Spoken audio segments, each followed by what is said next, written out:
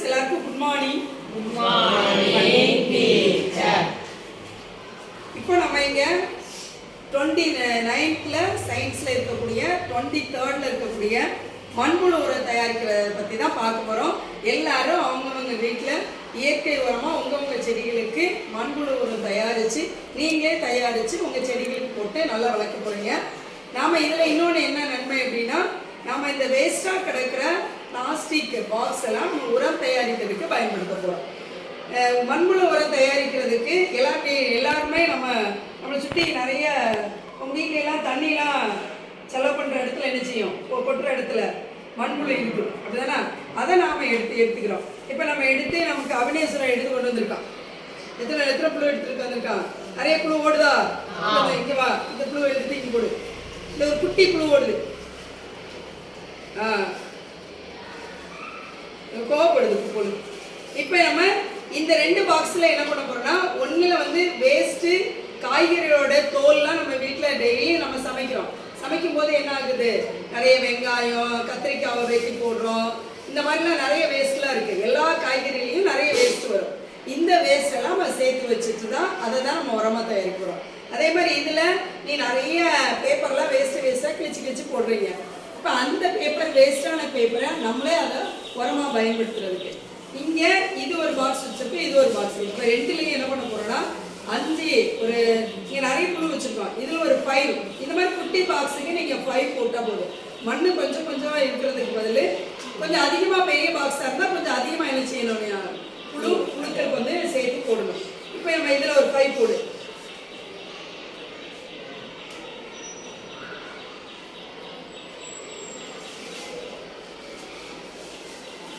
எல்லாம் ரொம்ப குட்டியாக இருக்கும் அப்படிதானே. இது என்ன பண்ணணும், இது இப்படி மேலே கிடக்கும், கொஞ்சம் வச்சுக்கலாம். கொஞ்சம் இப்படி லைட்டாக குளிக்கு விடு, லைட்டாக. போதும். இப்போ இதில் ஒரு 5 போடு.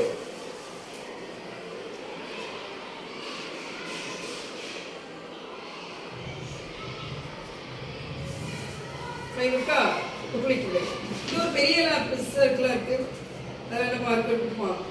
சரி, இப்போ நம்ம இதையும் குளிக்க வச்சு இதுக்கு எடுத்து இதில் இப்போ அடுத்தாக்கில் என்ன பண்ணோம்னா, இப்போ வேஸ்ட் நம்ம கொண்டு வந்துருக்கோம். இந்த பாலாஜியெல்லாம் அவங்க வீட்டில் உள்ள வேஸ்ட்டு கொண்டு வந்துருக்கோம்.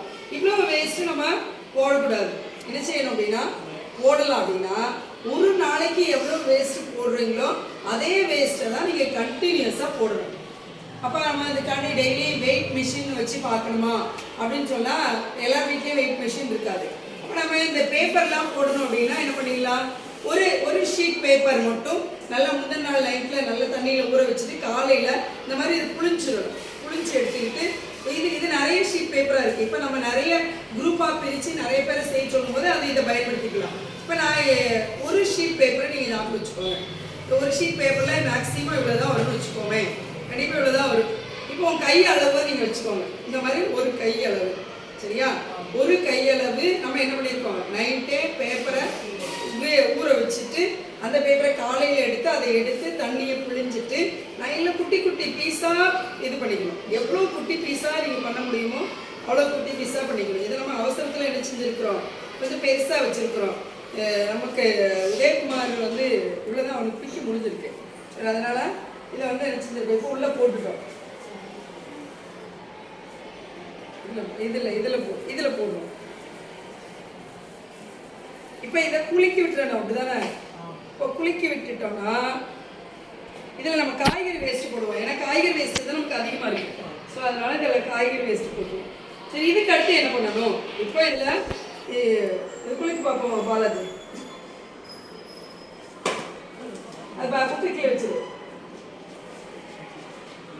இப்போ உங்களுக்கு நீங்கள் நிறைய போட குலுக்க முடியாது. அப்போ நீங்கள் இந்த மாதிரி சின்ன ஸ்டிக்கு வச்சுட்டு சின்ன கம்பு வச்சு கொண்டாடி இருக்கலாம். இப்போ இதை லைட்டாக நினச்சிடும், போட்ட உடனே இந்த மாதிரி ஒரு கலக்கி விட்டுருவோம், வெட்டிட வேண்டியதும். இதை உள்ள இதை தான் சாப்பிட்டுட்டு மண்புழு என்ன செஞ்சுட்ருக்கோம், வாழ்ந்துட்டு இருக்கோம். சரி, இப்போ இந்த காய்கறி இந்த வேஸ்ட்டில் இங்கே வெங்காயம் இது கொஞ்சம் சின்னதாக போடணும்.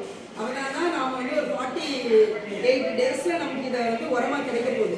அப்போ நம்ம ஒரு 45 டேஸ் தான் போடுவோம். தக்காளியெல்லாம் அதிகமாக போட்டுறாதீங்க. விதையை போட்டாலும் நிறையா முளைச்சிட்டு உள்ள வரும். விதையை போட்டாலும் நிறுத்திடும், முளைச்சிக்கிட்டு உள்ள வரும். அதனால மேக்ஸிமம் அந்த தோல் இப்போ அது இதுவுமே ஒரு அளவாக நீங்கள் நினச்சிங்கன்னா ஒரு கை இல்லாட்டி வீட்டில் ஒரு சின்ன பாக்ஸ் மாதிரி வச்சுட்டு அந்த பாக்ஸில் அமைக்கி ஒரு பாக்ஸ் போடணும். முதல் நாள் என்ன போடுறீங்களோ அதை டெய்லியும் போடணும். காலையும் போடணும், சாயங்காலம் போடணும். காலையும் போடணும், சாயங்காலம் போடணும். இப்போ நான் என் கைக்கு இவரெல்லாம் ஒரு கை எடுத்துருக்கேன்.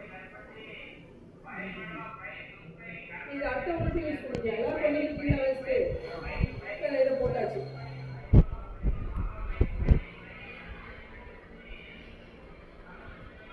இப்போ இதை வந்து நம்ம நினச்சிக்கலாம்.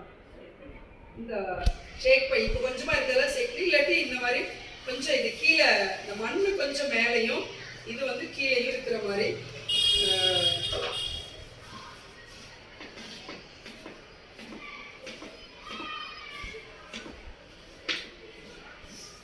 இப்படி போட்டாச்சு. போட்டுட்டு இப்போ இதில் என்ன போட்டிருக்கோம், பேப்பர் போட்டிருக்கோம், இதில் போட்டிருக்கோம். இதில் நீங்கள் என்ன செஞ்சிருங்கன்னா ஒரு இன்னைக்கு நீ போடுற அன்னைக்கு உள்ள ஒரு கேலண்டர் பேப்பரை எடுத்து பிரிச்சு என்ன செஞ்சிருங்க, ஒட்டி வச்சுருங்க. அதில் நமக்கு டேட் தெரிஞ்சிடும். இதுலேயும் ஒன்று செஞ்சிடலாம். இல்லை ஒரு பேப்பரில் இன்னைக்கு டேட்டை போட்டு அதில் எழுதி ஒட்டி வச்சுருங்க. இதில் தண்ணியில் நம்ம ஊற்ற போகிறது இல்லை, இது அப்படியே தான் நம்ம பண்ண போகிறோம். சரியா? இதே மாதிரி காலையில் ஒரு ரெகுலராக ஒரு டைம் வச்சுக்கோங்க. நீங்கள் ஸ்கூலுக்கு வர்றதுக்கு முன்னாடி 7 o'clock எழுச்சி அதை உங்கள் வீட்டில் அது சமையலாக அப்போ முடிஞ்சோடனே அது போடுற மாதிரி இதுவும் டெய்லி போடுற மாதிரி பார்த்துக்கோங்க.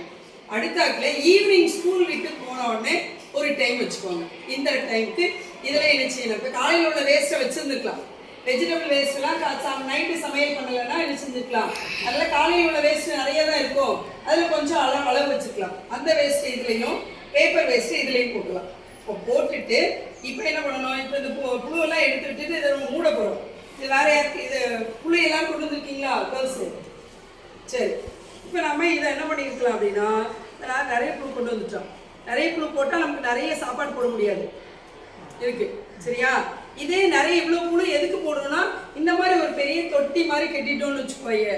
ஒரு சின்ன பெரிய பெரிய பாக்ஸ் மாதிரி இருக்கு. நிறைய வீட்டில் பக்கெட்லாம் உடஞ்சி போயிருக்கும்ல, அந்த பக்கெட்டுக்கு மூடி இருக்கா பார்த்துக்கணும். இல்லாட்டா மூடி இல்லாட்டா நல்லா அதை கவர் போட்டு மூடிடும். நமக்கு யார் உள்ள என்ன செய்யக்கூடாது, போகாமல் அது இது ஏரோபிக் ரெஸ்பிரேஷன். அதனால் என்ன பண்ணிடணும்னா அதை நம்ம இப்படி கவர் போட்டு மூடணும். இப்போ நம்ம இதை வேலை முடிஞ்சிருச்சு. இதை என்ன செஞ்சிடலாம், இதை மூடி வச்சிடலாம். இதுக்கு இது இப்போ இதுக்கு அடுத்த வேலை எப்போ இருக்கு, இன்னைக்கு ஈவினிங்.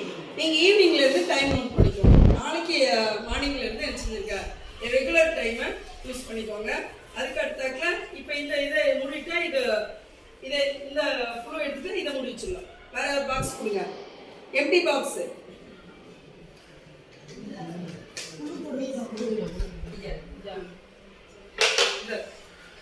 இது யாருக்கா தேவைப்படுதுன்னா இந்த புழு பயன்படுத்திக்கலாம். இல்லாட்டி புழு சேர்த்துரும். இப்போ மூடி வச்சு இதில் இன்னைக்கு இது யாருக்குள்ள பாக்ஸோ நீங்கள் இது. சரி, இப்போ இது எத்தனை நாள் நம்ம இதை கண்டினியூ பண்ணணும்? 48 டேஸில் நமக்கு இதுக்கு மண்புழு உரமாக மாறிடும். ஆனால் நாம் இதை ஃபாலோ பண்ணுறது இதுக்கு கொடுத்தோம்ல, காலையிலேயே சாயங்காலம் கொடுத்தோம்ல, இதை 45 டேஸ் நம்ம ஃபாலோ பண்ணணும். எத்தனை டேஸ்? 45 டேஸ் ஃபுட்டு கொடுக்கணும். அப்புறம் 3 டேஸ்க்கு அப்படியே விட்டுட்டு 48 டேஸில் இது என்னவா மாறிடுவோம்னா நீங்களே நல்லா பார்க்கணும். நாம இதை வந்து ஒரு ப்ராஜெக்டாக பண்ண போகிறோம். என்ன பண்ணணும்னா எல்லாருமே அவங்கவுங்க வீட்டில் இந்த மாதிரி ஒரு பாக்ஸை வச்சுட்டு நாம் ஒரு கிராஜுவலாக இதோடைய எப்படி போயிட்டு இருக்குங்கிறது பார்க்கறதுக்கு என்ன பண்ணோம், ஒரு ஃபோட்டோ எடுத்துக்கலாம். சரியா? இப்போ ஒரு 5 டேஸ்க்கு எடுத்துக்கலாம். 5 டேஸ்க்கு எடுத்தோம்னா ஃபஸ்ட்டு 5 டேயில் ஃபஸ்ட்டு டே நம்ம எப்படி போடுறோன்னு ஒரு ஃபோட்டோ எடுத்து வச்சுக்கலாம். அடுத்து 5th டே 5 டேஸ் கழிச்சு 6th டே எடுத்துக்கலாம். 6th டே எடுக்கலாம். இல்லாட்டா ஒரு 8 டேஸ் கூட வச்சுக்கலாம். ஒரு first 8, second 8, third, 4th, 5th, 6th.